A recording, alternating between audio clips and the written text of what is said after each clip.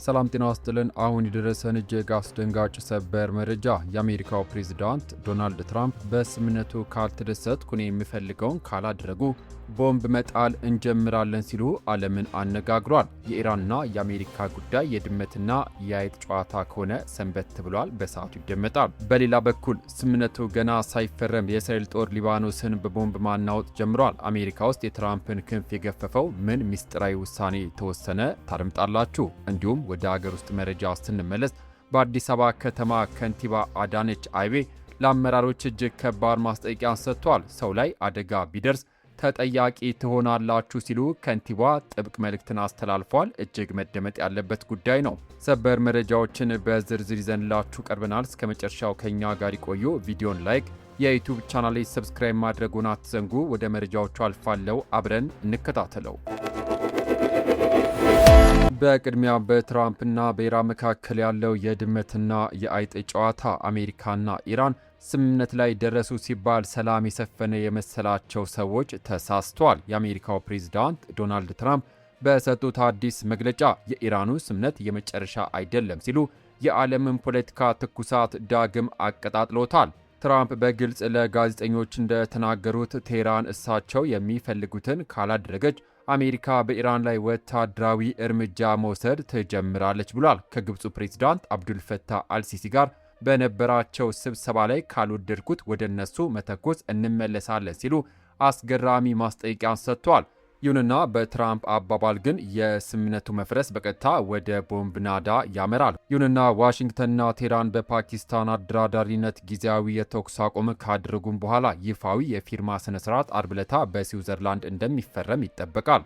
ይሁን እንጂ ትራምፕ የስምምነቱ ዋና ግብ ኢራን የኒውክሌር ጦር መሳሪያ እንዳታገኝ 99.9% መከላከል እንደሆነም አስምረውበታል። በሌላ በኩል አሜሪካ ለኢራን $300 ቢሊዮን የልማት ፈንድ ልትሰጥ ነው የሚሉትን ወሬዎች የውሸት ዜና ሲሉም አጣጥለውታል። አንድ ሳንቲም እንኳን አንሰጥም ያሉት ትራምፕ የነዳጅ ዋጋ እየቀነሰ መሆኑና የሆርሙዝ የባህር ወሽመጥ ሙሉ በሙሉ ክፍት መሆን መጀመሩን ገልጸዋል። ክቡራትና ክቡራን የዩቲዩብ ቻናል ቤተሰቦች፣ ይህ በአሜሪካና በኢራን መካከል የተደረገው ስምምነት ገና ሳይፈረም በሌላ በኩል የእስራኤል ጦር ሊባኖስ ውስጥ ምን እያደረገ ነው? ከጀርባው የተሸሸገው ሚስጥርስ ምንድን ነው? በዚህ ጉዳይ ወደ ያስኩላችሁ መረጃ አልፋለሁ። አብራችሁን ቆዩ። ከስምምነቱ ጀርባ የፈነዳው የእስራኤል አዲስ ጥቃት። የአሜሪካና የኢራን ስምምነት ገና በወረቀት ላይ እያለ እስራኤል በደቡባዊ ሊባኖስ ላይ አዲስና ከበድ ያለ የአየር ጥቃትን ሰንዝራለች። ምንም እንኳን ዶናልድ ትራምፕ እስራኤል በሊባኖስ ላይ የምታካሄደውን የጦርነት ዘመቻ ቢተቹም የእስራኤል አየር ኃይል ከፉካር ትቢት ወጣ ያሉ አካባቢዎችን በቦምብ መደብደቡ ተረጋግጧል። የእስራኤል ጦር ስለ ጥቃቱ አስተያየት ከመስጠት ቢቆጠብም የሄዝቦላን መሠረተ ልማቶች ማውደሙ ግን ቀጥሏል።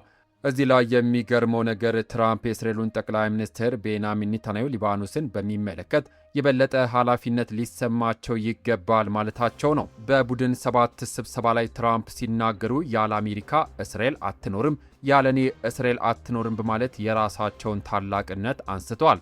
ነገር ግን ኔታንያሁ ሰኞ ዕለት በሰጡት ምላሽ ጦራቸው አስፈላጊ እስከሆነ ድረስ ሊባኖስ ውስጥ እንደሚቆይ በቁርጠኝነት ተናግሯል። የኢራን የውጭ ጉዳይ ሚኒስትር አባስ አራጊች በበኩላቸው የእስራኤል ጦር በሊባኖስ መገኘት የአሜሪካና የኢራን ስምምነትን በግልጽ መጣስ ነው ብሏል።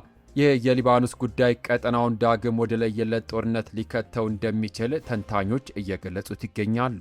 ለመሆኑ የኢራን ፓርላማና ዓለም አቀፍ ተቋማት ስለዚህ ጉዳይ ምን አሉ? አሜሪካ ውስጥ በድብቅ የጸደቀውና ትራምፕን ክንፍ የገፈፈው አዲሱ ውሳኔ ምንድን ነው? በዚህ ጉዳይ ወደ ያስኩላችሁ መረጃ አልፋለሁ።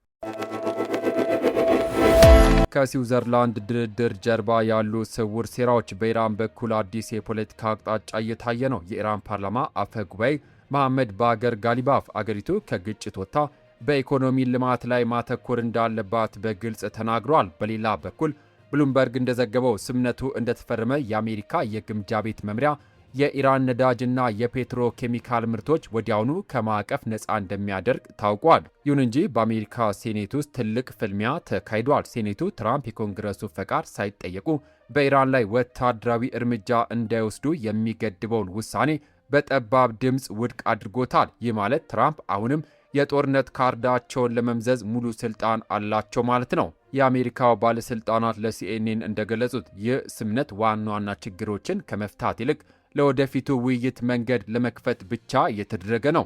አርብ ዕለት በስዊዘርላንድ የጀመረው አዲሱ የውይይት ዙር የዚህን ስምምነት እጣ ፋንታ በግልጽ ያሳያል።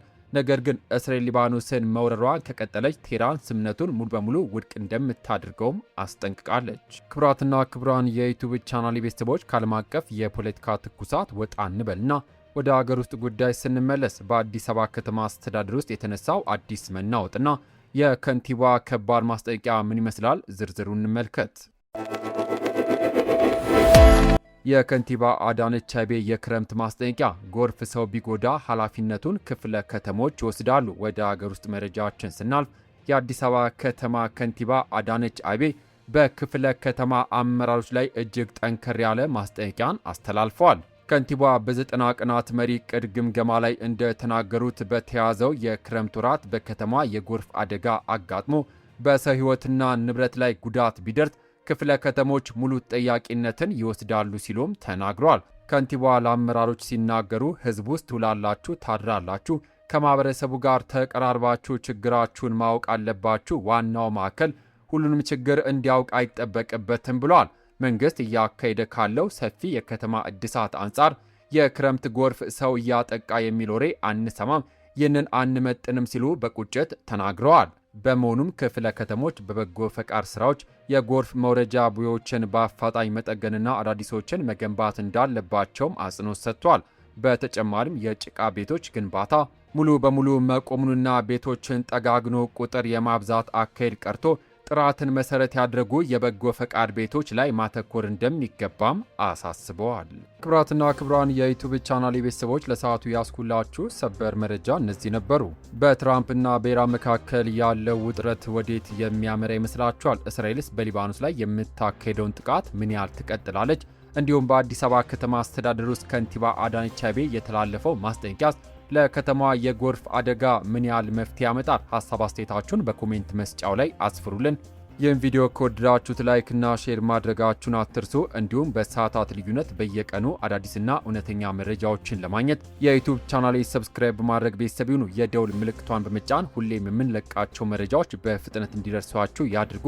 በቀጣይ በሌሎች በአዲስ መረጃ እስከምንገናኝ ሰላም ለሀገራችን፣ ሰላም ለመላው ዓለም ይሁን። በያልንበት የዓለም ዳርቻ ቸር እንቆይ።